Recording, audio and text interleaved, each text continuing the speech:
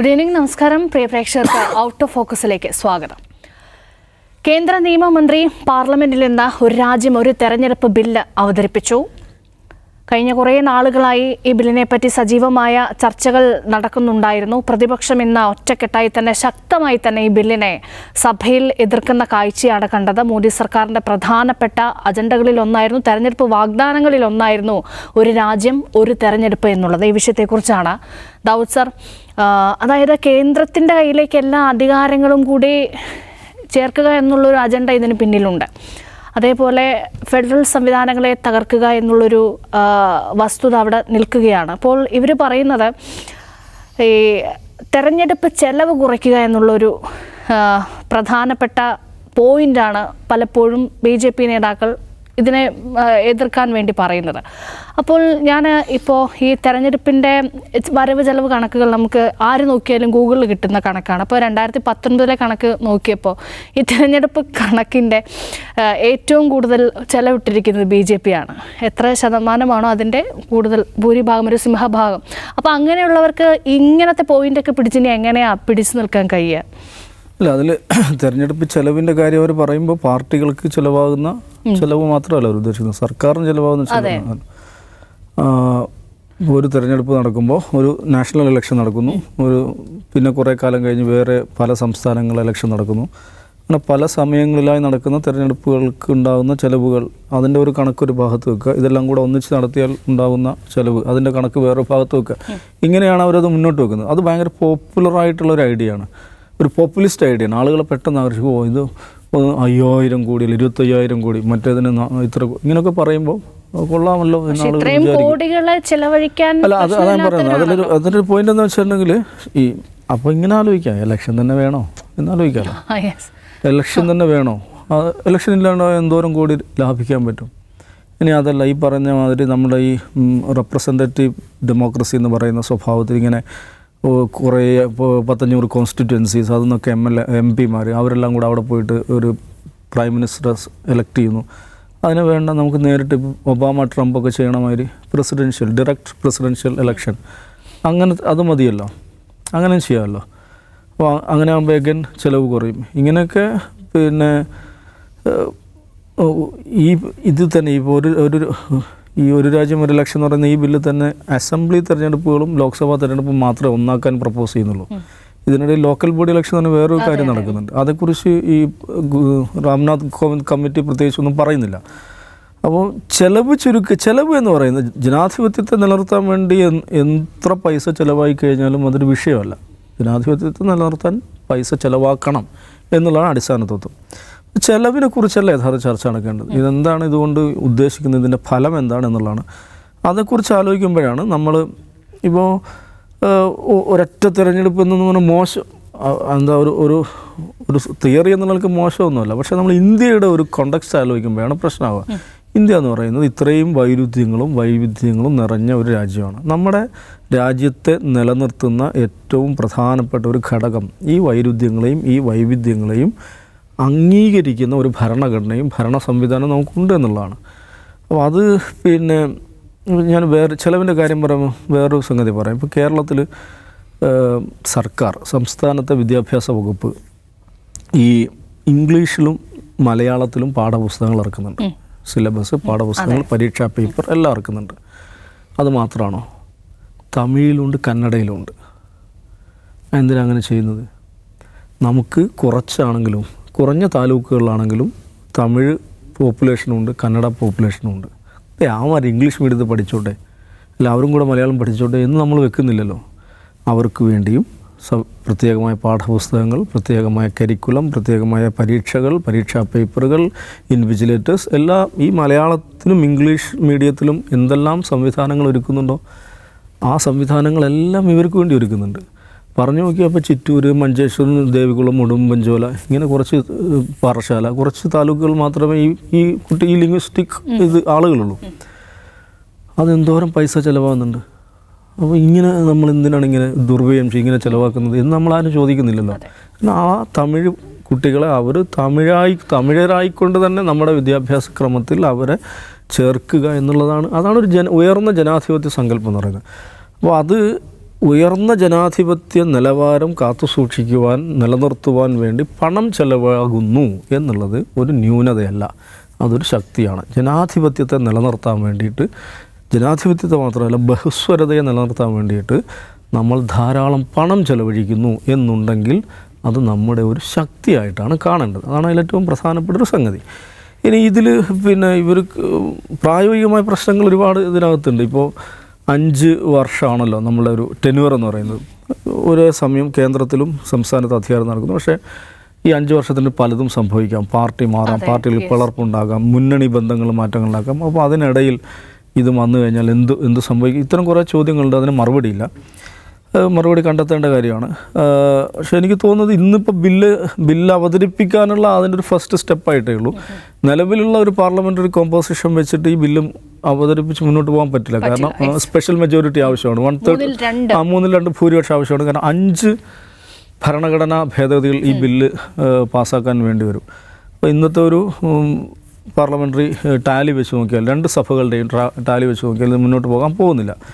പിന്നെ അവരെന്തിനാണ് ഇത് ചെയ്തതെന്ന് ചോദിച്ചിട്ടുണ്ടെങ്കിൽ ഈ ഒരു ആശയം അന്തരീക്ഷത്തിൽ നിലനിർത്തുക, അല്ലെങ്കിൽ ടെസ്റ്റിംഗ് ദ വോട്ടേഴ്സ് എന്നൊക്കെ പറയുന്ന സ്വഭാവത്തിൽ ഈ ഒരു ഐഡിയ മുന്നോട്ട് കൊണ്ടുപോകാൻ വിചാരിക്കുന്നുണ്ടാകും. ആത്യന്തികമായി RSSൻ്റെ ലക്ഷ്യം എന്ന് പറയുന്നത് ഇന്ത്യയെ ഒരു പ്രസിഡൻഷ്യൽ രീതിയിലേക്ക് കൊണ്ടുപോകുക എന്നുള്ളതാണ്. ഈ സംസ്ഥാന തെരഞ്ഞെടുപ്പുകൾ സെപ്പറേറ്റ് ആയിട്ട് നടക്കുന്നു, സംസ്ഥാന അസംബ്ലികൾ ശക്തമായിട്ട് നിലനിൽക്കുന്നു എന്നൊക്കെ പറയുമ്പോൾ അത് നമ്മുടെ ഫെഡറലിസത്തിൻ്റെ പ്രധാനപ്പെട്ട ഒരു ശക്തി കേന്ദ്രമായിട്ട് നിൽക്കുകയാണ്. അങ്ങനെയുള്ള ഒരു രാജ്യം അല്ല RSSൻ്റെ സങ്കല്പത്തിലുള്ള രാജ്യം. ഒരു ഏകമുഖ രാജ്യമാണ് അവരുടെ കാഴ്ചപ്പാടുള്ളത്.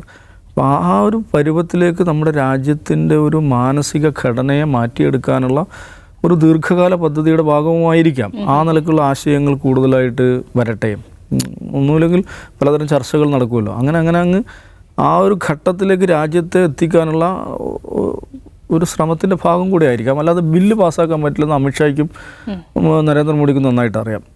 പക്ഷെ അതേസമയം തന്നെ ഞാൻ പറയുന്നൊരു കാര്യം ഇങ്ങനെയൊക്കെ ആയിരിക്കെ തന്നെ നമ്മുടെ ഒരു ഇലക്ട്രൽ പ്രാക്ടീസിനെ കുറിച്ച്, നമ്മൾ പ്രാക്ടീസ് ചെയ്യുന്ന രീതികളെക്കുറിച്ച് ഹെൽത്തി ആയിട്ടുള്ള ഡിബേറ്റ് അത് കൊണ്ടുവരുമെങ്കിൽ ഓഫ് കോഴ്സ് അത് നല്ലതാണ്. ഇപ്പോൾ നമ്മൾ പ്രാക്ടീസ് ചെയ്യുന്ന ഈ റെപ്രസെൻറ്റേറ്റീവ് ഇലക്ടറേറ്റ് എന്ന് പറയുന്ന പാർലമെൻറ്റ് എന്ന് പറയുന്ന ആ സങ്കല്പം അത് തന്നെയാണ് ഏറ്റവും ഉന്നതമായിട്ടുള്ള ഒരു രീതി. നമ്മൾ ബ്രിട്ടീഷ് രീതിയാണ് സ്വീകരിച്ചിരിക്കുന്നത്.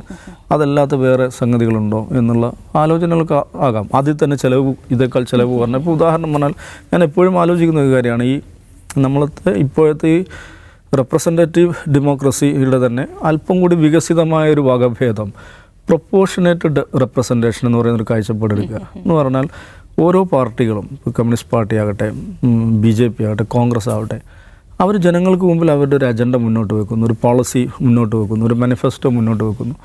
ഇന്ന കാര്യങ്ങളാണ് ഞങ്ങൾ ചെയ്യാൻ പോകുന്നത്, ഇന്ന ഏരിയയിൽ ഇന്നതാണ് ഞങ്ങളുടെ പ്രിഫറൻസ്. ഇങ്ങനെയൊക്കെ ജനങ്ങളോട് പറയുന്നു, സംസാരിക്കുന്നു, ആശയപ്രചാരണം നടത്തുന്നു, എന്നിട്ട് വോട്ടിംഗ് നടത്തുന്നു.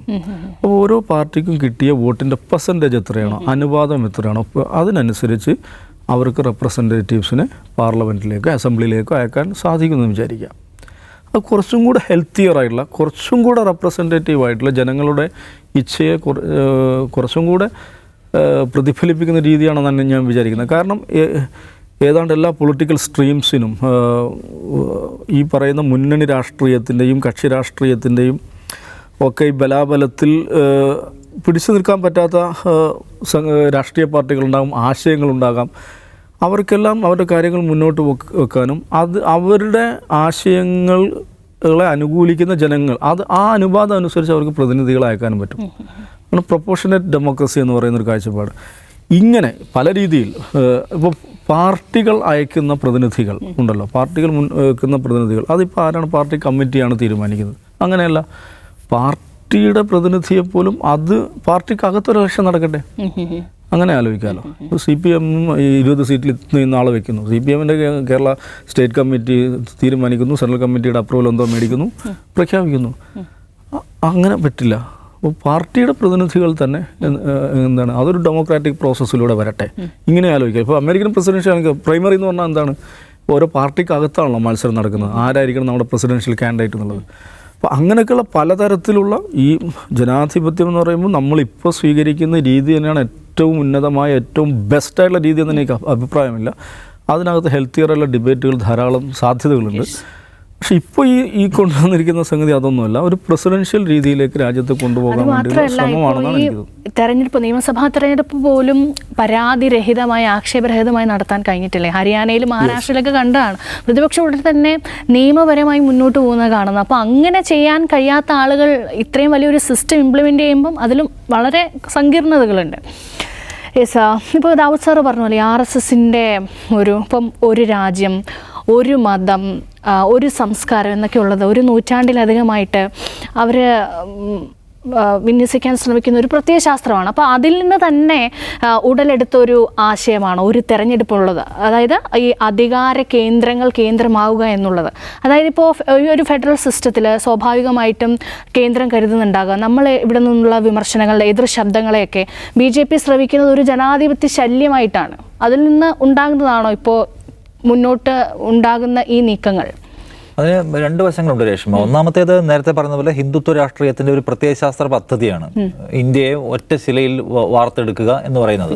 RSS 100-ാം വാർഷത്തിലേക്ക് പോകുമ്പോൾ ഞങ്ങൾ ആ പ്രോജക്റ്റിൽ വളരെ സജീവമാണ് എന്ന് സ്ഥാപിക്കുക, ആ സന്ദേശം കൊടുക്കുക എന്നൊരു ഉദ്ദേശം അവർക്കുണ്ടാവും.